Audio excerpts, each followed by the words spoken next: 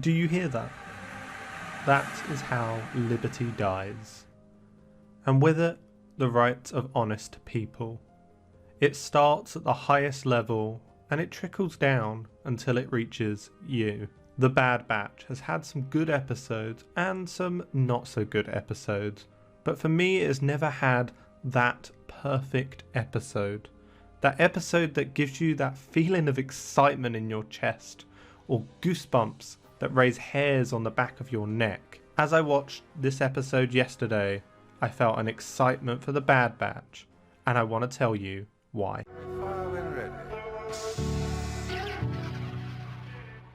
Hello and welcome to Star Wars Grand Moff. I am the Grand Moff, and today I want to share with you my experience of the Bad Batch and tell you why Season 2, Episode 3 is a must watch, and why for me it was the perfect episode.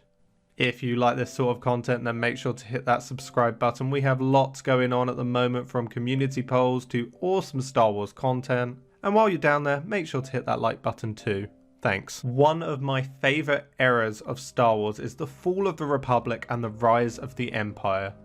And you really get to see some interesting storylines from it. We have not seen how the clones were transitioned into regular soldiers that become the Empire's stormtroopers.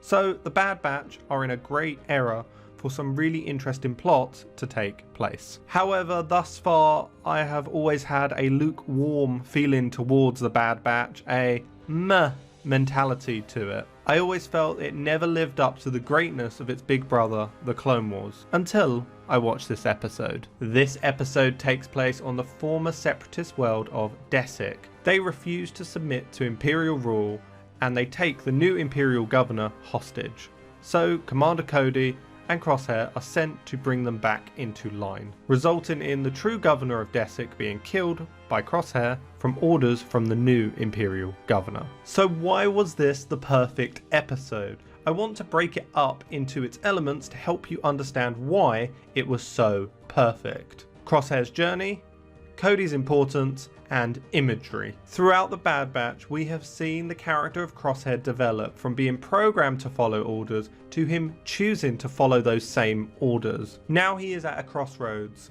After being left for 31 rotations on Kamino, he is left questioning why he serves so diligently to an empire that does not care for him at all. Crosshair's loneliness is clear in this episode. He misses his squad and the friendships he used to have. This episode gives him some of that back when he gets to work with Commander Cody. One of my favourite moments was Crosshair going through his daily routine, which is both dull and lonely. This is so similar to one of my favourite Star Wars Rebels moments when Agent Kallus was thinking of leaving the Empire. Crosshair is on a journey, one which will bring him back to the group, or one which will send him down a dark path he cannot return from. He is at a tipping point that so many Star Wars characters go through, and some choose the right thing and others do not. Cody is a callback to when the Bad Batch were first introduced, how they served side by side and respected Cody. This teamwork and cooperation between Cody and Crosshair is shown throughout this episode. And we get an insight into how Cody thinks. He thinks that they are the good guys, but it is shown by the end that they are not.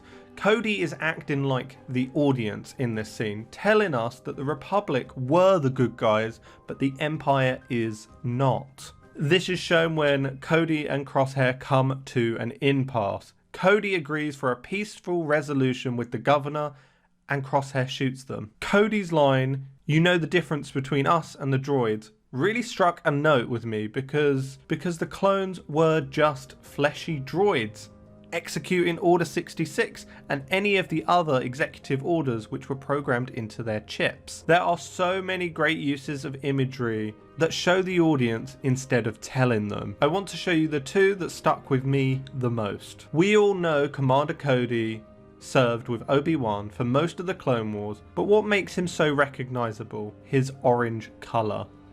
Many of the clones throughout the Clone Wars showed their individual spark and were allowed to do so.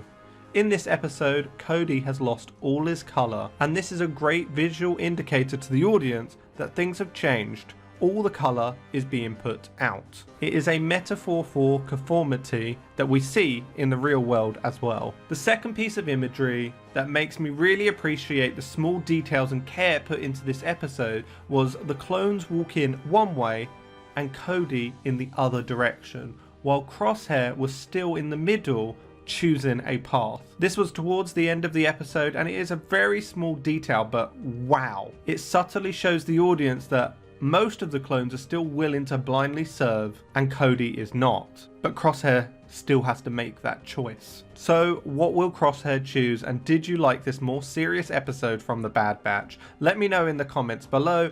And if you like this sort of content, then make sure to hit that like and subscribe button. I really do appreciate it. I have been the Grand Moff, and you may fire when